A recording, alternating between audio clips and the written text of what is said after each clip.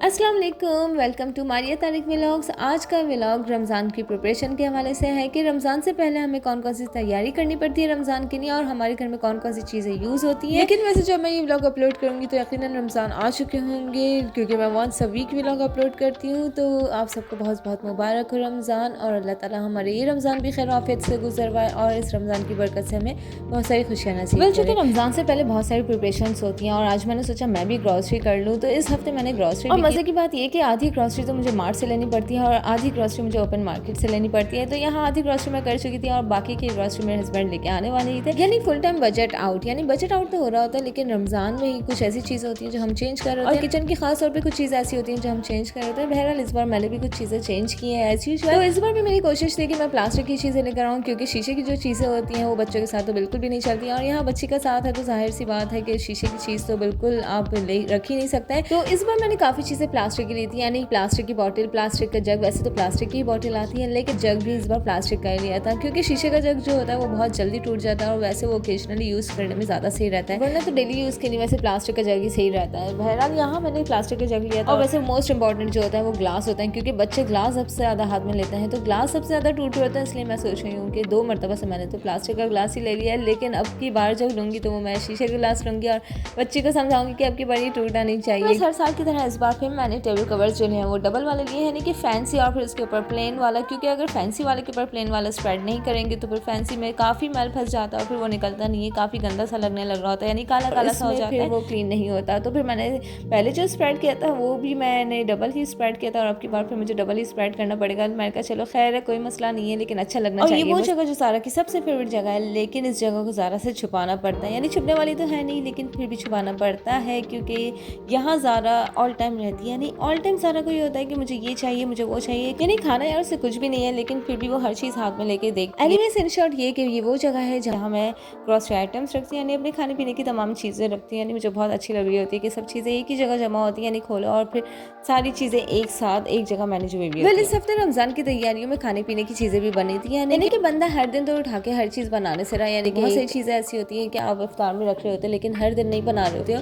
तो उसको एक ही मरतबा हम बना के फ्रीज़ कर देते हैं और उसके बाद हर दिन निकालते रहते हैं, तो वो चल जाती है, नहीं तकरीबन 15-20 दिन हमारे चल जाता है। तो इस तरह आखिर के डेज तो वैसे ही इंसान कम ही खा रहा होता है, बहुत ज़्यादा तो खाने की ख्वाहिश नहीं होती। तो बहरहाल ये मैंने फ्रीज़र भी क्लीन किया, वो इस वजह से क्योंकि मुझे फ्रीज़र में बहुत सारी चीज़ें रखनी थी। वेल फ्रीज़ करने के नाम से तो दिमाग में बंदे क्या आता है कि सबसे पहले रोल और समोसे बना के रखे, तो यहाँ मैंने रोल और समोसे का स्टफ बना के रख लिया था कि आखिर में मैंने इसको निकालना है, कुक करना है, और उसके बाद इसकी पट्टियाँ मंगवा के रोल समोसे बना के फ्रीज़ कर देना है। तो तकरीबन मेरे 20 से 25 डेज से। और वैसे तो जस्ट मैंने इसमें ग्रीन वेजिटेबल्स लिए, लेकिन समटाइम इसमें कुछ लोग कैरेट्स भी डालते हैं, लेकिन जस्ट मैंने इसमें श्रेडेड चिकन ऐड करनी है, कुक करना है, और उसके बाद इसके रोल समोसे बना के इसको फ्रीज कर देना है। वैसे नया नया फ्रीजर साफ होता है तो कितना अच्छा लगता है। तो यहाँ मुझे ख्याल आया कि मैं और कुछ सब्जियाँ भी काट के रख लूँ, यानी कि मटर हो गई, पालक हो गई, इसके अलावा कभी मैं प्याज भी काट के रख लेती हूँ, क्योंकि बच्चों के साथ रहते हुए तो आपने कितना ज़्यादा मसरूफ ज़िंदगी गुजर रही होती है कि आपको एक प्याज काटने की भी फुर्सत नहीं। यहाँ मैं आप लोगों को बता रही थी कि पूरे मंथ के लिए हम कौन सी चीज़ें फ्रीज कर सकते हैं। तो यहाँ मैं बना रही थी ग्रीन चटनी, यानी एक ऐसी चीज़ है जिसे आप पूरे मंथ भी फ्रीजर में रख लें तो फिर ये ख़राब नहीं होती। मैं तो इसको जार में स्टोर कर देती हूँ तो ये पूरे मंथ ख़राब नहीं होती। बहरहाल यहाँ मैं बना रही हूँ ग्रीन चटनी, हरा धनिया, पुदीना, इसके अलावा हरी मिर्च, लाल कुटी हुई मिर्च, ज़ीरा और हस्ब ज़ायका नमक। वैसे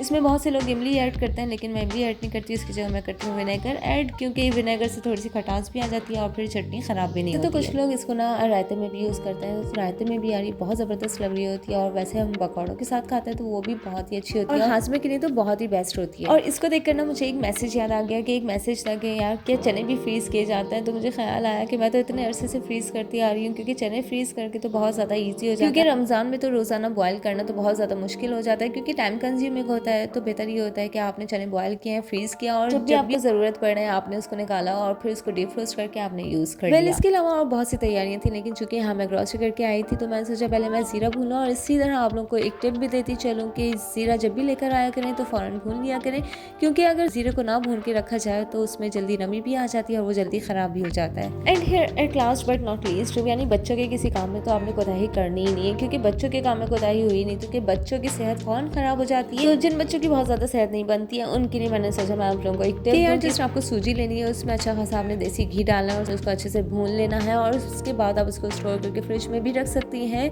इस तरह उसमें जाला भी नहीं लगेगा और फिर वो स्टोर भी यानी काफ़ी दिन तक के लिए हो जाती है। तो आपने सुबह बच्चे को खिलानी है, इससे फिजिकल हेल्थ भी अच्छी होती है और फिर मेंटल। और इसी तरह मैं सोचा मैं आप लोग को एक और टिप देती चलूँ कि हम लोग आटा गूंदते हैं, रोज़ाना का आटा गूंद रहे होता है, या फिर कभी कभी ऐसा भी होता है कि 2 से 3 दिन का आटा गूंद के हम लोग रख लेते हैं, लेकिन वो भी खमीर ही हो जाता है। क्योंकि आसानी की आदत तो हमें पड़ चुकी है, तो मैं सोचा मैं आप लोगों को बताती चलूँ कि अगर आप लोग को अपनी नानियों दादियों की रोटियाँ याद आती हैं और आप लोग की रोटियाँ सख्त रह जाती हैं और आटा भी सख्त रह जाता है, तो आटा गूंदने के बाद उसमें 2 से 3 ड्रॉप्स ऑयल के डाल लें और उसमें अच्छे से मुक्कियाँ मारें। तो उसके बाद आपका आटा भी नरम हो जाएगा और जो आपकी रोटियाँ भी नरम बनेंगी और आपका आटा तो गारंटी 2 से 3 दिन चले गए। और एज यूजुअल इस बार भी मेरे यही प्लान्स थे कि मैं रमज़ान से पहले सारी तैयारियां करके रख, लेकिन बच्चे होने के बाद मज़े का सीन तो ये होता है कि जब भी आप अपने लिए कुछ लेने जाते हैं तो अपने लिए तो कुछ ले नहीं पाते हैं, बल्कि बच्चों की सारी चीज़ें लेकर आते हैं। इतने अट्रैक्टिव कलर्स होते हैं बच्चों के कि हर चीज़ को देखकर, हर ड्रेस को देखकर लग रहा होता है कि बस ये भी ले लें, ये भी ले लें, तो वो हमेशा बच्चों की चीज़ें आ जाती हैं और आपकी पूरी तैयारी कंप्लीट नहीं। अच्छा, मज़े की बात ये कि सारे ड्रेसेस मैंने एक ही जगह से लिए, यानी मैं लेने तो बहुत सारी जगहों से गई थी, लेकिन जब मुझे ये सारी ड्रेसेस एक ही जगह पे नजर आए यानी हैजरी की लैंडू से, तो